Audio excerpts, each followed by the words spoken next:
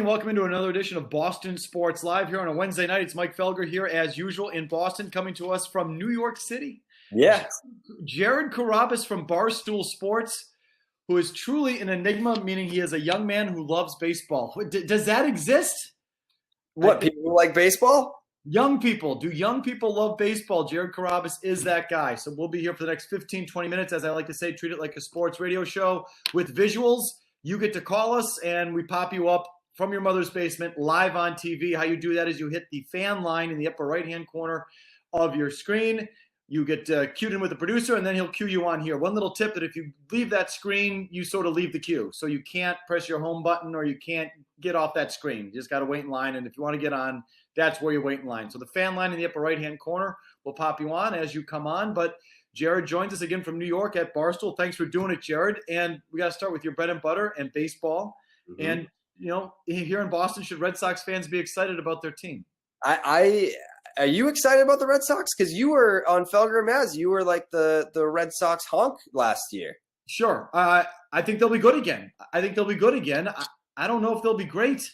All right, hold on. Let me step in right here because I don't know what your logic is behind saying that they're going to be good. I understand great is a strong thing to place on a team. But they essentially brought back the exact same team as last year. They won 93 games in the division. They're getting David Price back, who I know you can't stand, but for whatever personality beefs you have with him, he's a good pitcher. They only had him for a third of a season last year. A full season, if healthy, is going to make you better than a 93-win team. And then they went out and got the best slugger, or the second best slugger in Major League Baseball over the last 4 seasons. So if you take that equation, 93 wins, same exact team, David Price, let's not forget Carson Smith, Tyler Thornburg. Thornburg threw a bullpen today. He was really excited about it. He looked good. And then you add Martinez to that equation. Why, if you're a Red Sox fan, wouldn't you be excited about this team? And I think that sort of it's two different angles to look at it. If I say to a Red Sox fan, why aren't you excited about this team? And then they want to say, well, I don't like David Price, or I have a beef with Dustin Pedroia. That's a different argument than are they going to be a good baseball team? The answer to that question is yes, and I don't understand any logic that would counter that. Okay. I said they're going to be good, but are they going to be playoff good? I don't know. They've sucked in the playoffs 2 straight years. So until I see these guys come through in the postseason, it's totally reasonable to look there and say, are they real postseason performers? And that's where I am. I mean, they're going to be in the playoffs. They're going to at least get the wild card, if not more. And then what happens? You know, I mean, the last couple of years, they've gotten their stuff pushed in when it's mattered most. And so until I see them come through, I mean, why would I trust David Price in a postseason game, or even Chris Sale for that matter? They've never delivered there. Yeah, I'm with you there. You know, the question mark is definitely still there. Like, I need to see that needs to be proven. The whole postseason thing needs to be proven. But when you're looking at the regular season, I still think that this team could win the division. I don't think that, you know, the Yankees, sure, they're a very good team. And they added, you know, they already had the most home runs in the American League last year. Then they go and add the guy who hit the most home runs in the majors. You're a better team now if you're the Yankees. And only 2 games separated them in the standings last year. But are you comfortable with penciling in Aaron Judge for another 50 home runs this year? Because I'm not. I sort of look at where were we last year with that guy? We didn't even know if he was going to make the team. We were talking about Gary Sanchez and how great he was supposed to be, and he is. So I think that that's sort of the forgotten man in this equation is Gary Sanchez. He can easily hit 40 if Judge regresses to a degree.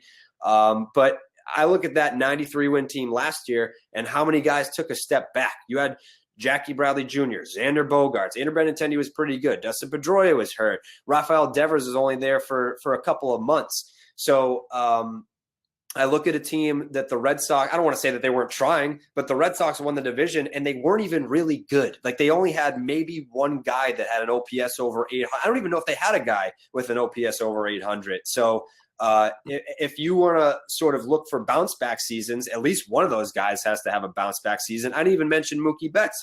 He was the runner up for MVP in 2016. Why can't that guy take another step forward? I don't think he can be 20. I think he can be 2016 Mookie again, but I'll take something in between what he was in 2017 and 2016. And then you're an even better team just based on guys sort of bouncing back from the seasons that they had last year. Let's start getting to the people early and often. Marcus is in Connecticut. He joins us. Mike Felger in Boston. Jared Carrabis in New York. Jared, I told people they could call in on whatever they wanted when I posted on Fancred. So we could get a Patriots thing, we could get a Gronkowski thing, whatever. Sure. But baseball, we get baseball. Marcus in Connecticut. What do you got, buddy? I just want to start off saying we talk about so much about the strength of the Red Sox being the pitching this year, but I feel like you can't really rely on that because we still don't know what's going on with Price's elbow. He was supposed to. You were thinking he was supposed to have Tommy John last year, and you still don't know if it's completely going to be okay. Pomeranz has an injury history.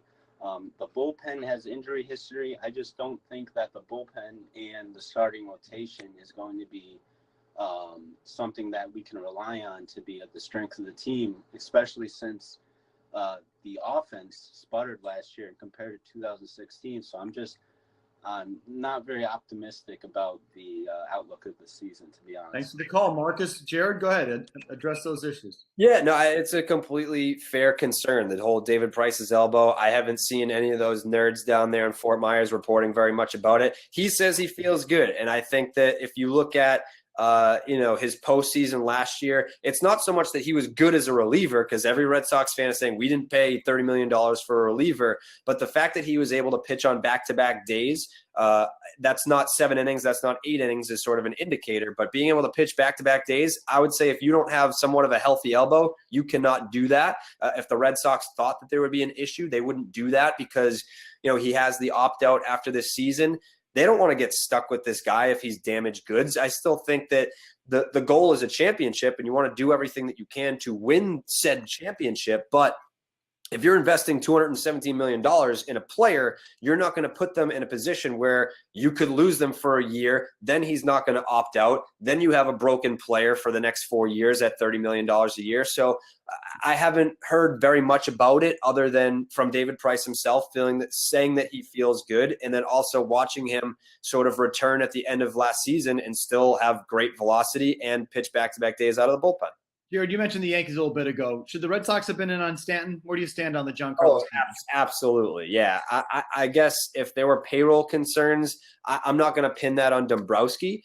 I think that that's very much an ownership call. If they felt like they wanted to go with JD Martinez, who, by the way, has very similar numbers to Stanton. I understand that, with Stanton, it's a 10-year commitment. It's $300 million.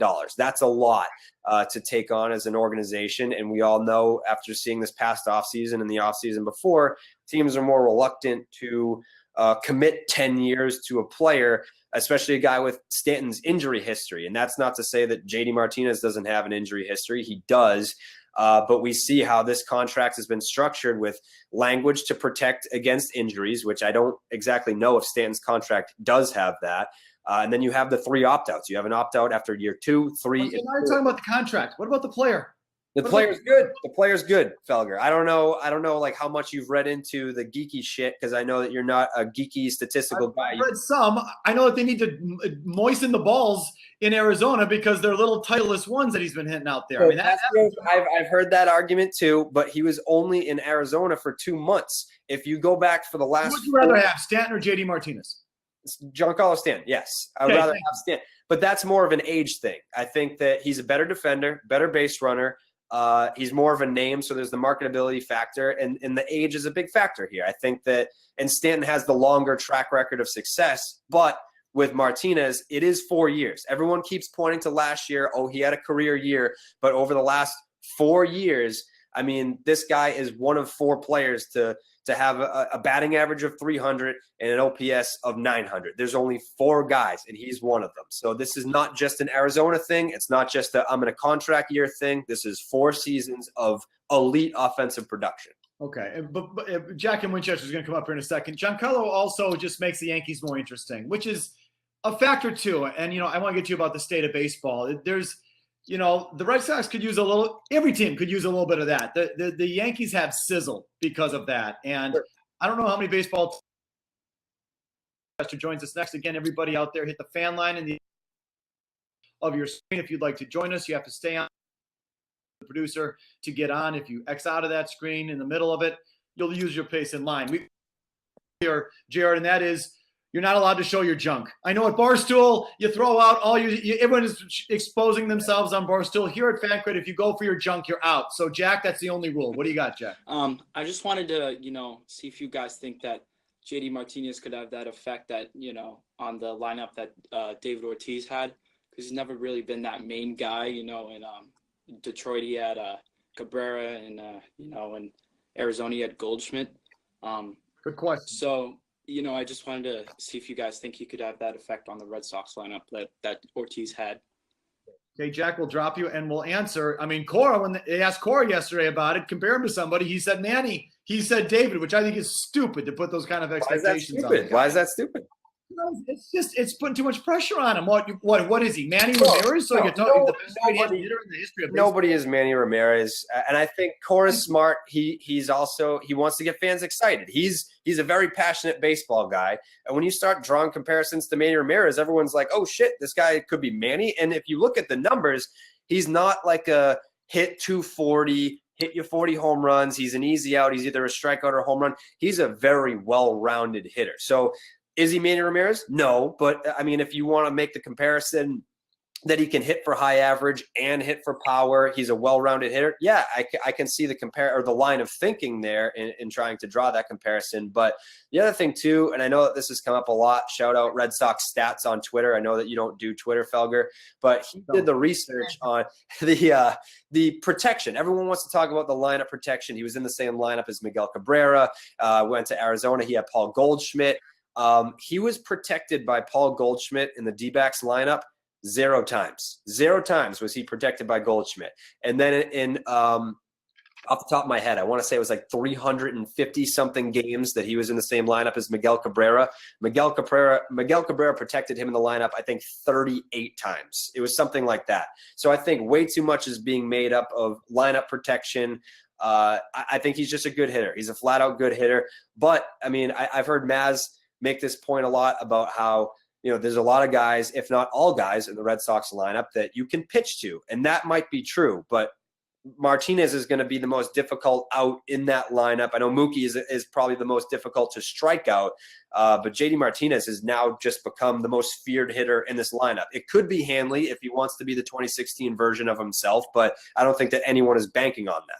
Let's cue up Matt in Framingham, my good buddy Jared, a Boston guy who lives in New York. If you miss Boston, if you miss the Boston vernacular, I think Matt in Framingham will fill that need for you. You'll feel like you're at home when you're listening to Matt in Framingham. Matt, what do you got for us today?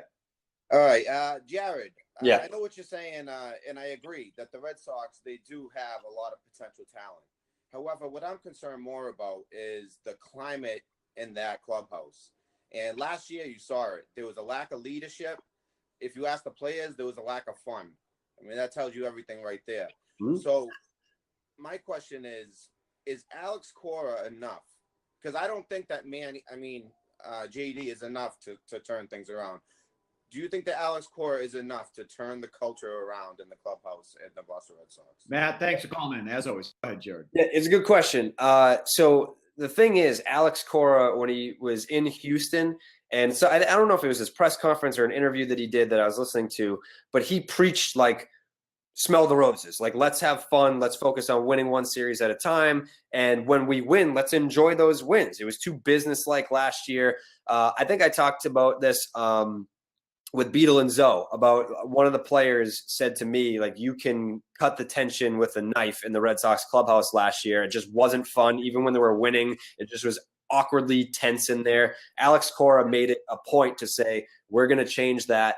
And does JD Martinez come in and be this fun? He's not Kevin Millar. He doesn't have to be Kevin Millar because he's such an offensive force that he's going to help create winning. Winning creates fun, and fun is something that Alex Cora, as the new manager, is going to encourage the players to actually have, something that Loverboy, as you like to call him, did not do last year. John Farrell, Loverboy. Let's take one more. Tommy and Braintree is going to join us next with Jared Carrabis from Barstool Sports. We're on a pretty big major thing called Fancred. He's on a little thing called Barstool Sports. Just keep working, Jared. One day maybe you can reach the level of Fancred. Go ahead, Tommy and Braintree. What do you got? How's it going, guys? Just curious about your thoughts on what Hanley Ramirez is going to do this year. I mean, with JD Martinez probably slotting at DH how often does Hanley play, and would less playing time, less at bats, maybe let him be a bit better hitter rather than come around with a not great season like last year? Tommy, thank you. Let me add one more, Jared. If Hanley doesn't get his plate appearances, his option doesn't vest. That's $22 million. Is there a whole dynamic there with Hanley? I think that's an interesting storyline that no one is really talking about right now because it's not a thing yet, but it could become a thing. Alex Cora being, a first-year manager, he's got to balance the fact that JD Martinez prefers to play the outfield, and is he going to – I don't want to see Andrew Benintendi have a platoon situation out there in left field. You got Mitch Moreland at first base, Hanley at DH. There's too many players for not enough positions, but I don't want to compare this to 2016 with Hanley because I think he was motivated for a number of different reasons. But I do think that Hanley is the type of guy who can flip a switch, and it's aggravating as hell because I think that being paid $22 million should be enough to motivate you. Being in a winning organization should be enough to motivate you. But there are certain things that can trigger Hanley, and whether it's the option or the fact that he now is in a position where if you're not hitting, we have another guy who can slot into that role at first base. Mitch Moreland is going to do what Mitch Moreland does. He's a very consistent hitter. He'll go through his streaks, but at the end of the year, you'll look up. He's hitting 250. He's got his doubles. He's got his near 800, 750 OPS. That's what he does. But Hanley, you don't know what you're going to get. And I'm not going to try to predict what you're going to get from Hanley Ramirez. But do I think that the lack of playing time could be something that motivates him? Yeah, I do. Because if he's just sitting there on the bench while the Red Sox are out there winning baseball games and having fun, that's something that I think he truly wants to be a part of. All right, Jared, let me we hope. We're wishful thinking. I don't know. Hanley Ramirez. You also, I remember when we talked about Hanley before the 2016 season, you said he was a dog. You said after 2015, forget this guy. And then he went out there and hit 30 home runs, drove in 111 runs. And every dog has his day, as we like to say, Jared. Yeah. I mean, he can do it again. I'm not banking on that, but he can do it again. He is capable. Yes. Okay, rapid fire. Quick answers to some questions here from the comment section. Ben Scanlon writes in and says, Carrabis, I know this hits home, but who would you rather have at third base, Travis Shaw or Rafi Devers? Be honest. Damn, it's got to be Devers. I love Travis Shaw. I think he's a great fit in Milwaukee because they're basically, the way that I see it is Travis Shaw is getting an opportunity with the Brewers that he would have never gotten in Boston, whether that's a John Farrell thing. We can debate that as well. I don't think that they had a great relationship whatsoever, but even under Alex Cora, I mean, Devers right now is he's the younger player. He's the player that they'd be more invested in. And like I said, Travis Shaw's batting cleanup for the Brewers. He's not doing that in Boston. So I think both guys are fine right where they are. Bootsy says, where's the starting pitching coming from after the top two with Wright and Rodriguez on the shelf? I think your top four is great. That's the best thing you can say about the team. Price, Sale, Porcello, and Pomerantz. That's terrific. But Wright and Rodriguez start on the shelf. Who is the fifth starter? And, I think we're talking about who's the fifth, sixth starter. You're in great shape. The starting pitching is, I think, terrific. Yeah, I think that we're not really considering how good Brian Johnson can be. He's the one that threw a complete game shutout last year, and then they just sent him right back to the minors. I think, he's been in this Red Sox organization for so long, and he's out of options. So if he doesn't get that fifth starter spot, he's going to go into the bullpen, which I'm sure he's happy to do. But it would be nice to, given the circumstances with Wright and Rodriguez being on the disabled list, give him a look because you don't know what you're going to get from Stephen Wright. And quite frankly, I'm all set with Stephen Wright. I don't need to hear about the humidity and the fog and the rain and how he can't pitch in certain circumstances. Guess what? There's fucking rain in October. I'm not going to have Stephen Wright go out there and be this guy that, it's raining today, can't pitch. It's a little humid today, can't pitch. Rodriguez, he's great when he's healthy, but he's never healthy. Brian Johnson deserves a shot. He's been in the organization long enough. He's ridden the buses down to Pawtucket long enough. I think he deserves a look. Okay, two more for me. One, give me the state of baseball right now. How do you feel about your sport and where it's headed and the concerns? And, do you think they've done enough to address their problems and just your general thought there? Yes and no. I mean, obviously the World Series last year, the regular season last year, they talk about the juice baseballs and how it's this big controversy. Juice the shit out of those balls. I don't care. More home runs. Home runs saved the game of baseball in 1998. After the strike in 94, everyone came back for, juiced up Sosa and Mark McGwire.